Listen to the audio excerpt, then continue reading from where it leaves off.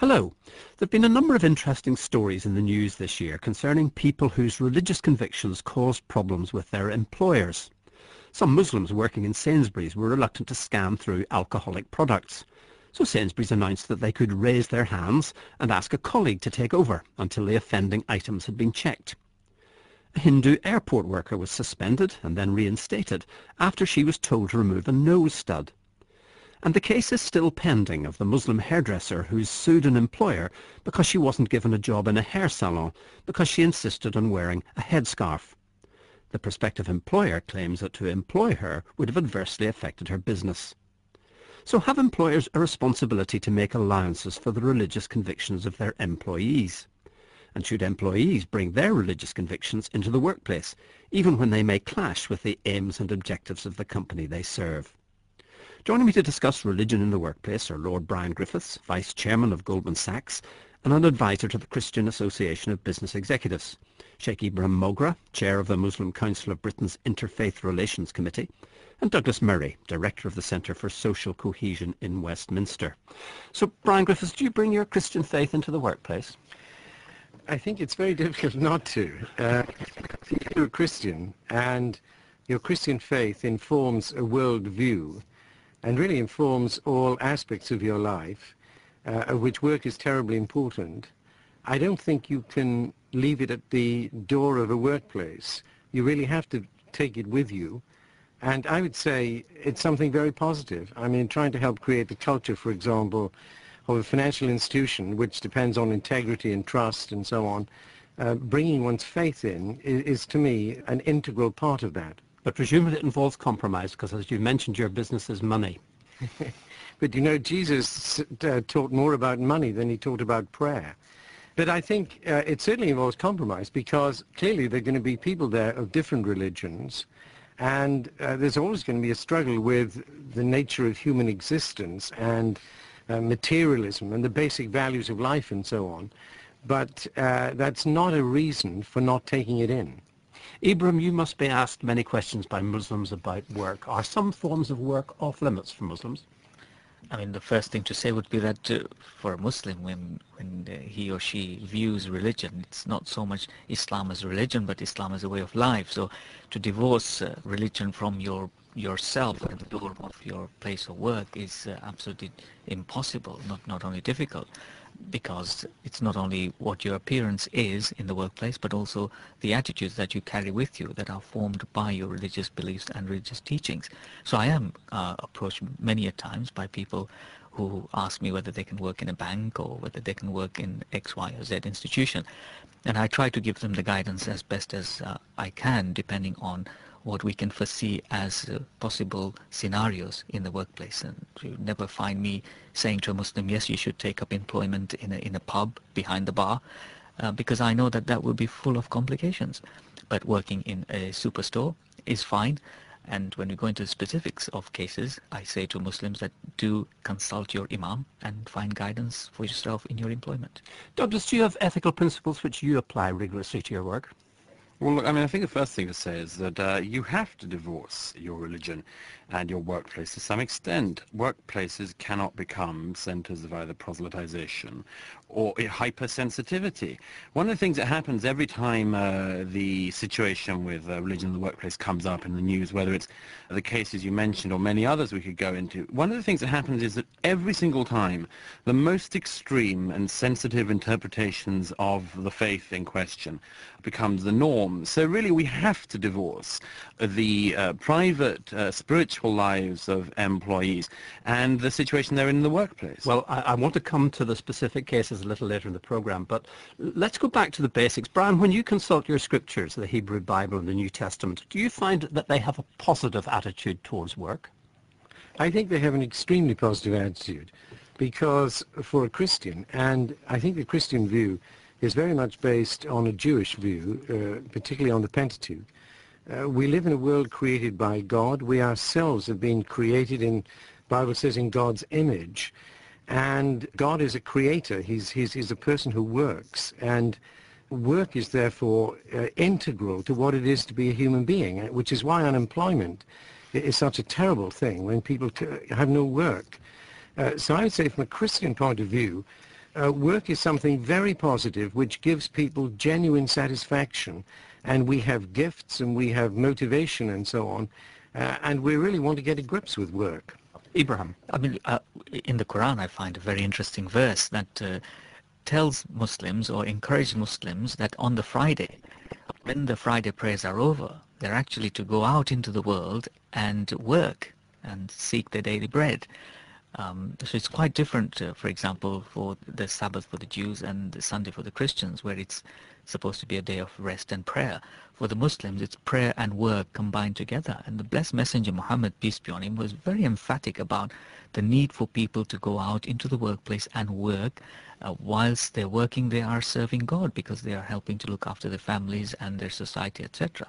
But you see, this is where we get to the problem, is that in Britain in the year 2007, we should not have to go to, and nobody should have to go to, seek Quranic justification for when they work.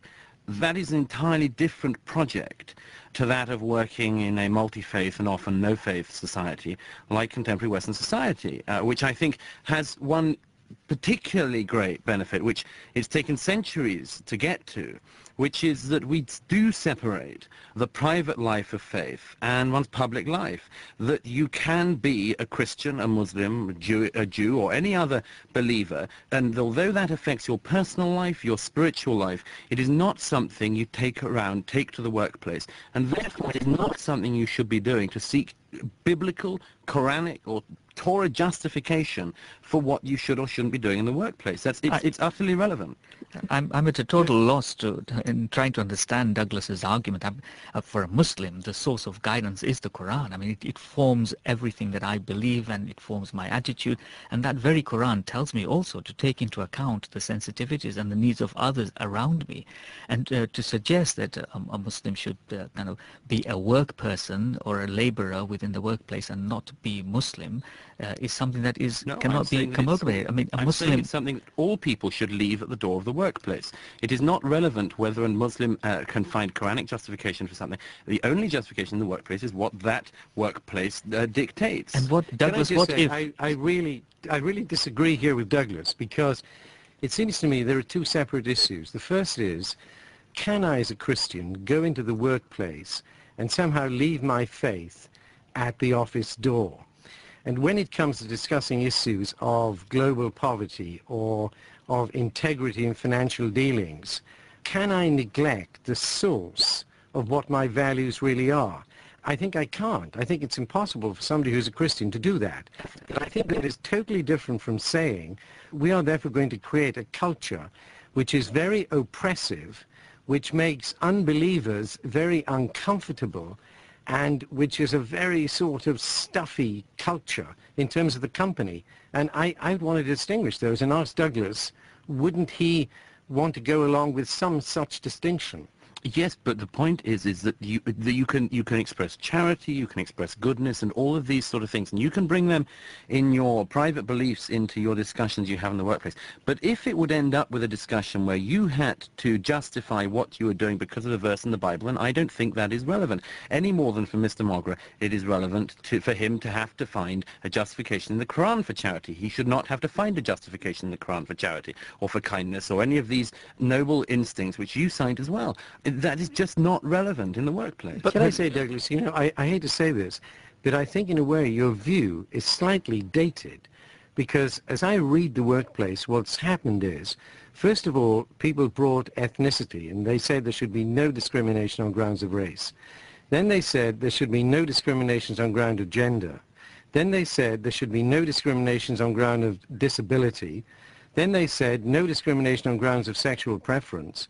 And I think what's been happening in the last 15, 20 years, certainly in America and certainly here, is that people have become excited about the fact there shouldn't be discrimination on the basis of religion either, and therefore the workplace should be there to accommodate itself as much as possible two people's religious views. No, because the difference is that the point about the equal rights on those and equal rights in employment was that they do exactly the same job as everyone else. The point with the religious argument in the workplace is the fact that people are asking for special dispensation, time off in certain things, not doing the whole job that other people have to do, working in a supermarket but not selling that product, selling this one. In other words, doing something different from everyone else. The point of the equal rights legislation you cite is that they did the same thing as everybody else. Well, in a moment I want to discuss some of the very specific cases that have arisen in the last year, but let me remind you that you're listening to Beyond Belief, and today we're discussing religion in the workplace. Have employers a responsibility to make allowances for the religious convictions of their employees, and should employees bring those convictions into work? With me are Ibrahim Mogra, Lord Brian Griffiths and Douglas Murray. Sadi Mahmood is a British-born Muslim who married a man from Pakistan.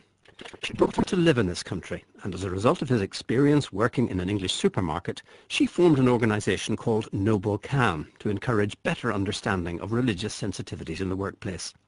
I asked her what difficulties her husband faced when he went to work. It was more of people found him difficult. He just got on and did his work, which was fine. It was more that the way people behaved towards him started to upset him as time went on. Give me an illustration. Well, for example, he'd go and pray. That was agreed by his managers. It was also a policy and a procedure within the workplace. So when he took that time to pray, as agreed, it caused conflict and people started to complain. So on a regular basis, literally every day, he was in the office after praying, and the same managers would call him in and have a word and then let him back on the shop floor. And that can get quite sort of tedious, but also quite resentful. So people would also take his prayer mat and or throw it away or put it on the side or hide it and wouldn't tell him where they'd put it. It sounds like overt discrimination to me. Yeah, it was more of misunderstandings and it was more of victimization than discrimination. I think it was a lot to do with ignorance as well. Now, you took a decision that you were going to join the supermarket. You gave up a good job to do it. Why did you do that?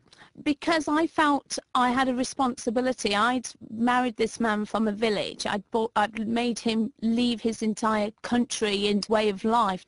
And from what he was saying when he was coming home, it sounded like people were being racist.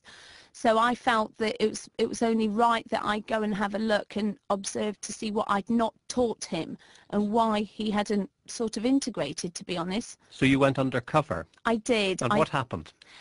Well, it was really interesting, actually, because when I went through their training, I started to make notes, and it came really evident that training was really ineffective, and the amount of information that people were getting wasn't what they needed to know of how to deal with people of different races, religions, and also for people that were new to the country that had got positions of what they needed to know of how we worked and lived as well.